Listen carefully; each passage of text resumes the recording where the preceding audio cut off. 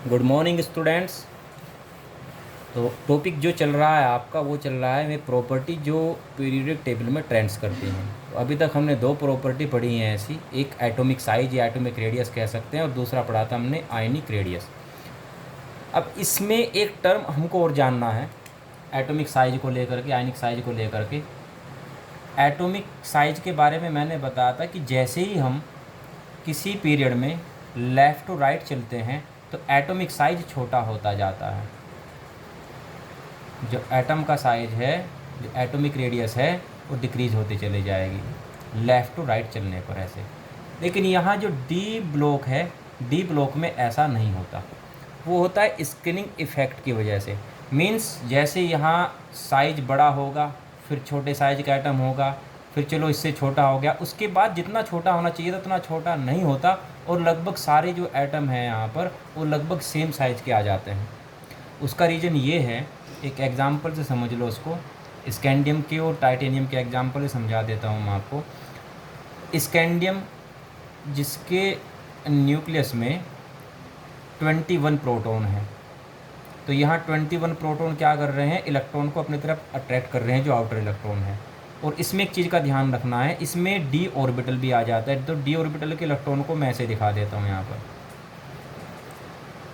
जो dotted line है, जो डॉटेड सर्किल है, ये दिखा रहा है डी ऑर्बिटल।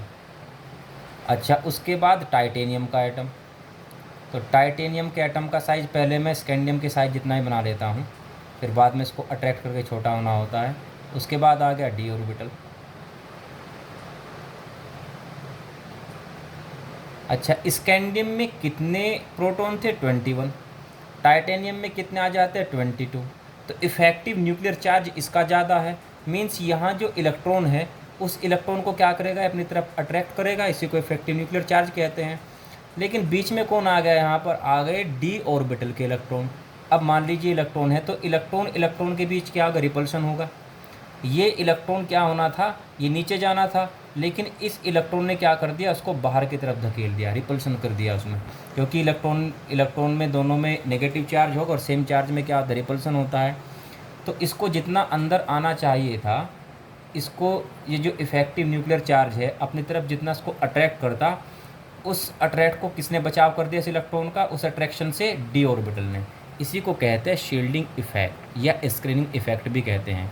तो आगे के सभी एटम पर जो डी ऑर्बिटल है, डी ब्लॉक में जो है, डी ब्लॉक वाले हर एलिमेंट पर ये काम करता है। यानी कि स्क्रीनिंग इफ़ेक्ट या शील्डिंग इफ़ेक्ट से जो यहाँ पर अट्रैक्शन फोर्स लगना था उसकी रक्षा हो जाती है इससे।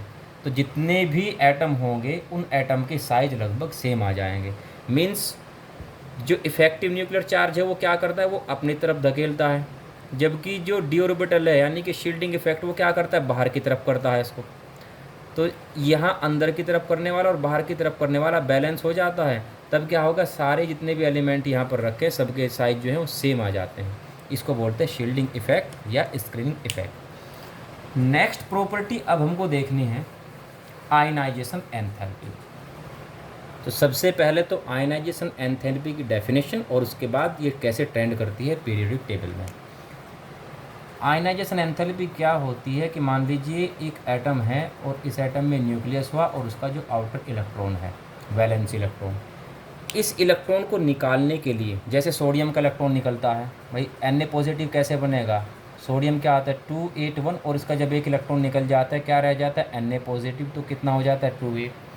तो इस आउटर इलेक्ट्रॉन को निकालने के लिए जितनी भी एनर्जी की ज़रूरत होती है, इलेक्ट्रॉन निकालने के लिए एनर्जी चाहिए होती है, तो जितनी भी एनर्जी चाहिए होगी लास्ट इलेक्ट्रॉन निकालने के लिए, उसी को बोलेंगे उस एलिमेंट की आयनाइजेशन एंथैल्पी। तो आयनाइजेशन एंथैल्पी की डेफिनेशन क्या हो जाती है, the required amount of energy to remove the electron from an element.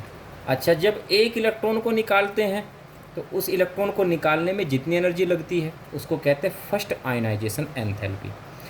अगर दूसरा इलेक्ट्रॉन भी निकालना हो, सेकंड इलेक्ट्रॉन भी निकालना पड़ जाए उसको कहते हैं सेकंड आयनाइजेशन एंथैल्पी। इसी तरह से जब तीसरा इलेक्ट्रॉन निकालेंगे तो होगी थर्ड आयनाइजेशन एंथैल्पी। जैसे कैल्शियम में से 2 इलेक्ट्रॉन निकलते हैं इसलिए Ca2 पॉजिटिव होता है, एल्युमिनियम में से 3 इलेक्ट्रॉन निकलते हैं इसलिए Al3 पॉजिटिव होता है। तो आयनाइजेशन एंथैल्पी क्या होती है, फर्स्ट होती है, सेकंड होती है और थर्ड होती है। तो ये आपको ध्यान रखना है कि जो सेकंड आयनाइजेशन एंथैल्पी है वो हमेशा फर्स्ट आयनाइजेशन एंथैल्पी से ज़्यादा होगी, और जो थर्ड आयनाइजेशन एंथैल्पी है वो सेकंड वाले से ज़्यादा होगी। और इसका रीज़न क्या है कि जब हम किसी एलिमेंट से एक इलेक्ट्रॉन को निकाल लेंगे, इफ़ेक्टिव न्यूक्लियर चार्ज तो उतना ही है, इलेक्ट्रॉन नंबर ऑफ इलेक्ट्रॉन कम हो जाते हैं, तो जो इसका इफेक्टिव न्यूक्लियर चार्ज है उन इलेक्ट्रॉन पर काम करेगा, तो उन इलेक्ट्रॉन को अपनी तरफ और ज़्यादा अट्रैक्ट कर लेगा, क्योंकि जैसे इलेक्ट्रॉन घटेंगे, इलेक्ट्रॉन की नंबर्स घटेंगे, तो उनकी ताकत कमज़ोर पड़ जाएगी, इसकी ताकत ज़्यादा, इसकी ताकत तो बरकरार है, तो ये क्या करेगा, उसको अपनी तरफ और अट्रैक्ट कर लेगा। अब मान लीजिए ये कोई एलिमेंट लिया हमने, इसका पहला इलेक्ट्रॉन है, ये दूसरा इलेक्ट्रॉन है, तीसरा इलेक्ट्रॉन है, इस तरह से चौथा इलेक्ट्रॉन है। अब इसमें से क्या हुआ, हमने पहला इलेक्ट्रॉन निकाल दिया, तो पहला इलेक्ट्रॉन निकालते ही ये किस में कन्वर्ट हो जाएगा, पॉजिटिव आयन में। अब क्या होगा, इसका इफेक्टिव न्यूक्लियर चार्ज बढ़ेगा और साइज क्या हो जाता है, फिर इसका घट जाता है। तो अब इसमें कितने इलेक्ट्रॉन बचे हैं, अब इसमें 3 इलेक्ट्रॉन बचे हुए हैं। अब इसका साइज क्या हो चुका है, पहले से छोटा हो चुका है।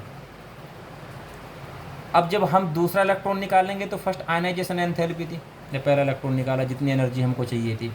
अब जब हम इसका दूसरा इलेक्ट्रॉन निकालेंगे तो उसको न्यूक्लियस के पास से निकालना पड़ रहा है, मीन्स हमें इफ़ेक्टिव न्यूक्लियर चार्ज के खिलाफ काम करना पड़ेगा, तो इसके लिए हमें और ज़्यादा एनर्जी चाहिए होती है, इसलिए जो I2 होगी वो ज़्यादा हो जाती है, यानी कि second ionization enthalpy first ionization enthalpy से ज़्यादा हो जाती है। जब ये निकल जाएगा, इफ़ेक्टिव न्यूक्लियर चार्ज और ज़्यादा काम करेगा, तब क्या होगा, इसका साइज और घट जाएगा। अब कितने इलेक्ट्रॉन बचे इसमें, 2 इलेक्ट्रॉन बचे आउटर शेल में। तो अब हमको तीसरा इलेक्ट्रॉन निकालना है, मीन्स मान लीजिए तीसरा इलेक्ट्रॉन था, अब इसको न्यूक्लियस के और पास से निकालना पड़ रहा है, मीन्स अब और ज़्यादा एनर्जी चाहिए होगी। तो आप समझ ही गए होंगे कि थर्ड आयनाइजेशन एंथैल्पी क्यों सेकंड आयनाइजेशन एंथैल्पी से ज़्यादा होती है, और क्यों second ionization enthalpy first ionization enthalpy से ज़्यादा होती है।